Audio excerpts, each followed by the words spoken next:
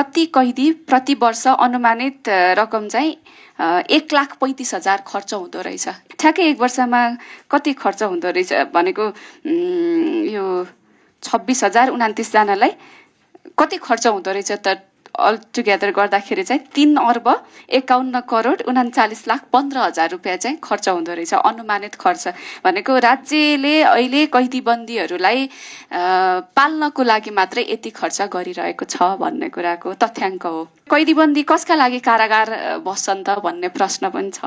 यसमा धेरै थ्योरीहरू छ। रेट्रिब्युटिभ थ्योरीले चाहिँ नि प्रिजन भनेको पनिसमेन्ट हो भन्छ। कसैले गल्ती गर्यो भनेदेखि उसले त पनिसमेन्ट भोग्नु पर्यो नि भन्छ रेट्रिब्युटिभ थ्योरीले। आज विशेष त हामीले कारागार तथा हिरासतमा रहेका थुनुवा एवं कैदीबन्दीको मानवाधिकारको अवस्था सम्बन्धी निरीक्षण तथा अवलोकन उपसमितिको प्रतिवेदनको सवालमा हामीले छलफल गरेका छौँ। विषयवस्तुहरू लामो समयदेखि धेरै वर्षदेखि हामीले छलफल गर्दै आइरहेका छौँ। यही समितिमा म पनि समितिको सदस्य हुँदै गर्दा हामीले पनि यस्तै विभिन्न कारागारहरू अनुगमन गरेर त्यसमा के कति सुधार गर्नुपर्नेछ, राज्यले के गर्नुपर्नेछ भनेर सुधार प्रतिवेदन हामीले पनि बनाएका थियौँ। त्यस बेलामा तत्कालीन गृहमन्त्री कानुन मन्त्रीलाई हामीले पनि दिएका थियौँ। अब हामी आइसके पछाडि जे हामीले अध्ययन प्रतिवेदन बनाएर दिएका थियौँ, अब त्यो कानुन सुधार गर्ने जिम्मा चाहिँ हाम्रो काँधमा आइपुगेको छ। त्यसकारणले अरू धेरै कुरा भनिन। आज समितिमा उठेका प्रश्नहरू, समितिले अध्ययन गरेर प्रतिवेदनमा सुझाएका विषयवस्तुहरू र माननीय गृहमन्त्रीज्यू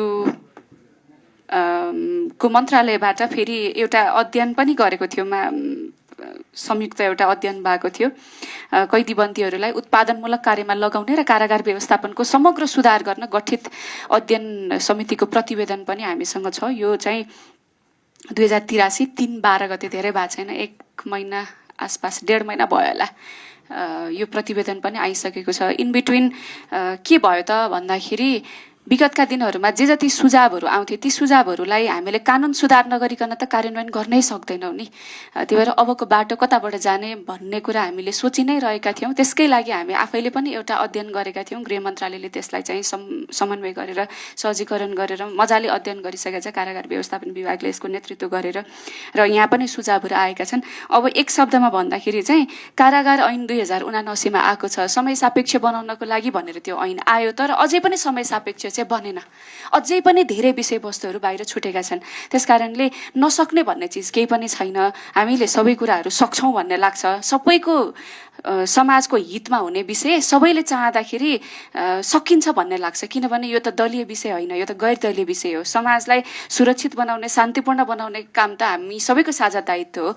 यो कानुन समितिमा सबै दलको मान्यज्यूहरूको राय धारणा पनि दलीय धारणा भन्दा माथि उठेर विषयवस्तुमा चाहिँ अलि एउटा विज्ञ जसरी अथवा समाजको आवाज जसरी उहाँहरूले राखिरहनु भएको हुन्छ। त्यसकारणले पनि म अब यो कारागार सम्बन्धी ऐन चाहिँ कस्तो बनाउनु पर्छ, कसरी कानुन सुधार गर्नुपर्छ भन्ने विषयमा यहाँहरूको एकदम खुला र राम्रो सुझावहरू आएको छ र त्यो अनुरूप राज्यले काम गर्न सक्छ भन्ने कुरामा विश्वास त पनि छु। र अलिकति म यहाँ तथ्याङ्कहरू चाहिँ जोड्न मन लाग्यो मलाई। यही हाम्रो अध्ययन प्रतिवेदनमा छ कारागार व्यवस्थापन विभागको कारागार व्यवस्थापन सूचना प्रणाली PMIS छ। यो अनुसार चाहिँ अहिले 2083 3/11 अनुसारको डेटा छ। यहाँ प्रतिवेदनमा उल्लेख भएको 18 देखि 59 वर्ष उमेर समूहका कैदीबन्दीहरू चाहिँ अहिले 26,029 जना हुनुहुँदो रहेछ। अनि प्रति कैदी प्रति वर्ष अनुमानित रकम चाहिँ 1,35,000 खर्च हुँदो रहेछ। एउटा कैदीबन्दी पाल्नको लागि मात्रै यति खर्च हुँदो रहेछ। अनि हिसाब गरेँ मैले, ठ्याक्कै एक वर्षमा कति खर्च हुँदो रहेछ भनेको यो 26,029 जनालाई कति खर्च हुँदो रहेछ त अल टुगेदर गर्दाखेरि चाहिँ 3,51,39,39,15,000 रुपियाँ चाहिँ खर्च हुँदो रहेछ। अनुमानित खर्च भनेको राज्यले अहिले कैदीबन्दीहरूलाई पाल्नको लागि मात्रै यति खर्च गरिरहेको छ भन्ने कुराको तथ्याङ्क हो। अनि प्रायःसो अब कैदीबन्दीहरू एकदम निष्क्रिय जीवन बिताइरहनु भएको छ। कैदीबन्दी भनेकै त्यहाँभित्र बसिसकेपछि आफ्ना अनगिन्ती अधिकारहरू, आफ्ना अनगिन्ती कामहरू कर्तव्यहरू उहाँहरूले जिम्मेवारी निर्वाह गर्न पाउनुहुन्न, निष्क्रिय जीवन हुन्छ। अनि हाम्रो नेपाल अहिले हामीले डेमोग्राफिक डिभिडेन्ड लिन सक्ने सबैभन्दा हाई टाइम हो भनेर भनिराखेका छौँ। डेमोग्राफिक डिभिडेन्ड लिनको लागि त हाम्रो युवा पुस्ताहरू सही ठाउँमा उहाँहरूले सही काम गरेर देशलाई चाहिँ नै उत्पादनसँग अथवा उत्पादकत्व वृद्धि गर्नको लागि उहाँहरूले चाहिँ काम गर्नुपर्ने हो।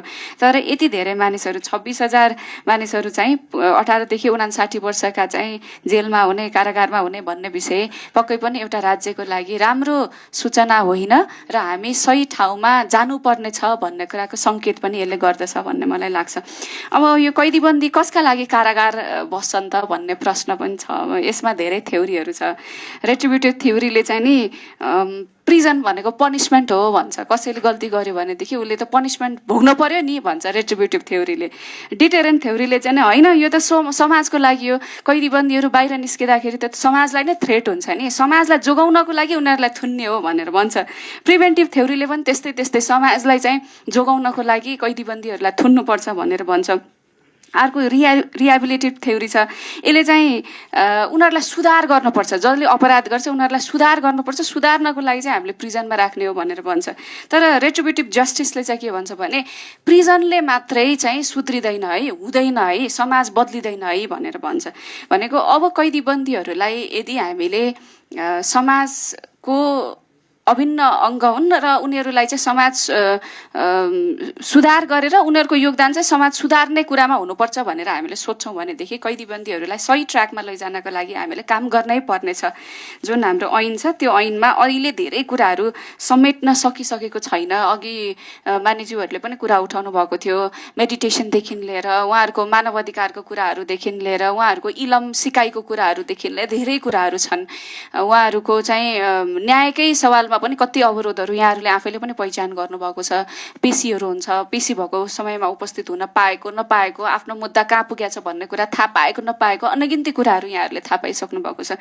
त्यही भएर सुधार गर्नुपर्ने पाटोहरू थुप्रै नै छ। हामीले यहाँ पनि यस्तो कोणबाट एकचोटि हेर्नुहोस् न, अध्ययन गर्नुहोस् न भनेका कुराहरू मजाले उहाँहरूले अध्ययन गरेर सुझावहरू दिनुभएको छ।